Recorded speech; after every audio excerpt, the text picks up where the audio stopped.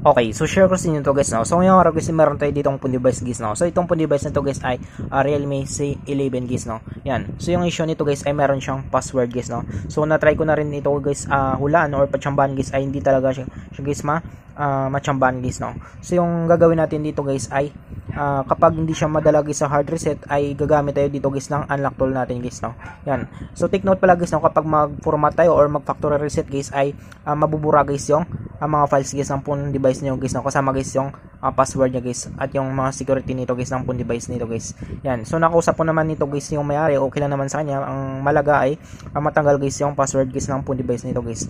Yan. So ang gagawin natin guys ay i-off muna natin guys yung phone device nito. Yan. So off natin yan. So papakita ko sa inyo guys, no. So make sure pala nyo guys na meron at least 50% guys, no, yung phone device nyo guys kapag mag-format tayo or mag-factory reset guys, no. Kasi medyo matagal guys yung rebooting guys ng phone device nito guys. Yan. So i-off muna natin guys yung phone device nito guys. Yan. So antayin natin guys, no, hanggang sa mag-off siya guys. Yan. So ngayon guys, papakita ko sa inyo guys kung paano tayo makapunta guys sa recovery option guys, no, or sa recovery mode guys para ma-access natin guys yung wipe data guys, no, or yung factory reset guys. Yan. So papakita ko sa inyo guys, no, yung gagawin natin pagsabay lang natin volume down tsaka yung power button na ito guys, no, pagsabay natin. So papakita ko sa inyo guys, no. Yan. So pagsabay natin. Yan. So pagka sabay natin ay ito yung lalabas guys, no, recovery mode. Yan. So antayin natin guys, pupunta ito guys sa language guys, no. So makita nyo guys ay language nito. So piliin natin dito guys English para mas maintindihan natin. Yan. So dito guys makita natin Realme UI recovery. So hanapin natin dito guys yung wipe data guys, no, kasi mag factory reset tayo guys ng phone device nito guys. Yan. So click natin guys yung wipe data. Pwede natin i-touch. Pwede rin tayo gagamit guys ng command dito guys na button. So papakita ko sa inyo. Yan. Tapos meron ditong lalabas guys, no.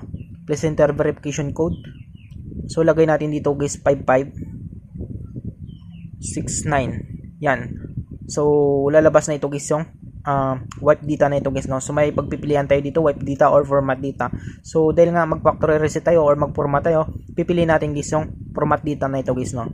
Yan. So click natin guys yung red na ito, format. Yan. So wiping, please wait, do not perform any other operation. So wala tayong gagalawin dito. Antayin lang natin guys matapos guys yung loading na ito. Yan. Tapos antayin lang natin.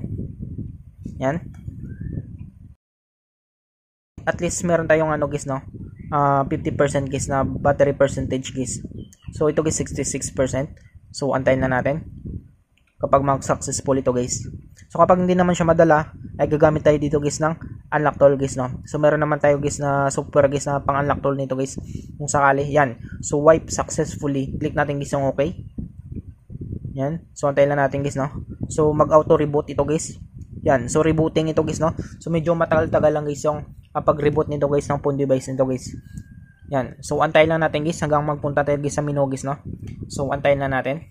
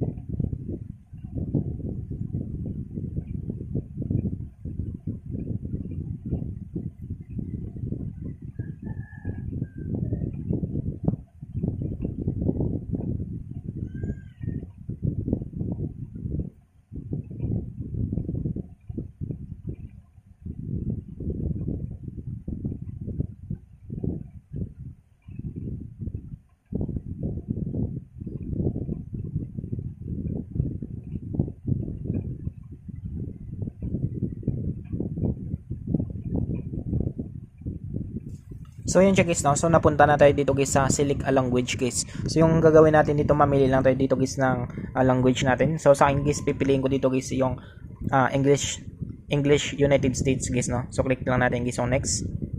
Yan. So wait lang natin. So select region. So Philippines tayo guys. So hanapin lang natin dito guys yung Philippines guys, no? So ito guys, Philippines. Yan. Click lang natin guys yung next. So dito natin malaman guys, no, kapag magkaroon siya guys ng Google security guys. So click natin next. Yan. So click natin skip. So next lang tayo.